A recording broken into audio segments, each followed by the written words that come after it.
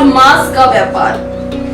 सियासत के गलियारों में जहां गौ सेवा के नारे गूंजते हैं, वहीं पर्दे के पीछे व्यापार के कुछ ऐसे तार जुड़ते हैं जो सबको हैरान कर देते हैं। एक ऐसा ही सनसनीखेज मामला सामने आया है जहां कानून, कंपनी और रसूखदार नाम एक साथ कटघरे में खड़े हैं। नमस्कार, मैं अंशिका मधवार और आप देख रहे हैं खोज इनारत। रैंबल एग्रो और बीफ तस्करी का सच।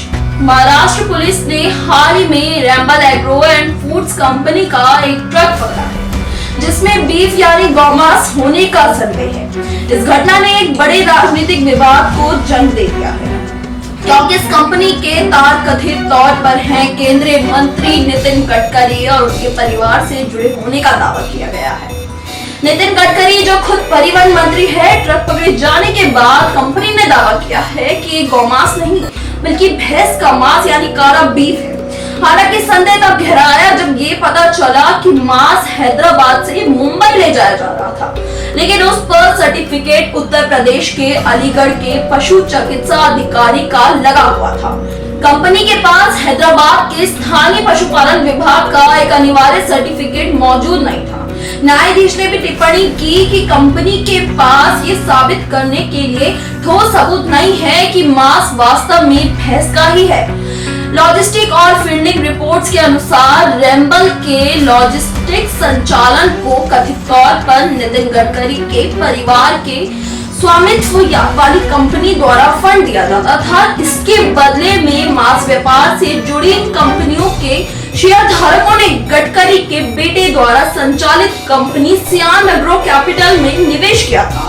बैंक और लोन का कनेक्शन, इस मांस व्यापारी कंपनी को एक सहकारी बैंक से बड़ा लोन मिला था जिसकी अध्यक्ष खुद नितिन गडकरी की पत्नी कंचन गडकरी थी।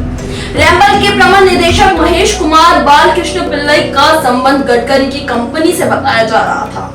साथ ही शारजा स्थित पिक्चर इंटरनेशनल कंपनी जो रैंबल से मांस खरीदती है, उसके निदेशक को भी गडकरी की कंपनी से लोन मिलने की बात सामने आई है। ये रिपोर्ट्स गंभीर सवाल उठाती है कि एक तरफ जहां गौ रक्षण की कस्में खाई जाती है, वहीं दूसरी तरफ गौमांस के व्यापार से जुड़ी कंपनियां और बड़े राजनीतिक चेहरों के बीच कथित तौर पर ये वित्तीय लेन देन आखिर क्या दर्शाता है। जुबान पर नाम सेवा का है मगर व्यापार कुछ और है। जो दिख रहा है साफ साफ वो किरदार कुछ और है। रक्षक ही भक्षक है तो फरियाद किससे करें। या सजे हैं जो चेहरे, उनके पीछे का मकाम कुछ और है। सत्यता की पुष्टि कानूनी जांच का विषय है, लेकिन सवाल पूछना हमारा हक है। इसी के साथ मैं अंशिका मधवार आपसे विदा लेती हूँ और अधिक खबरों के लिए देखते रहिए खोज इनारत। धन्यवाद।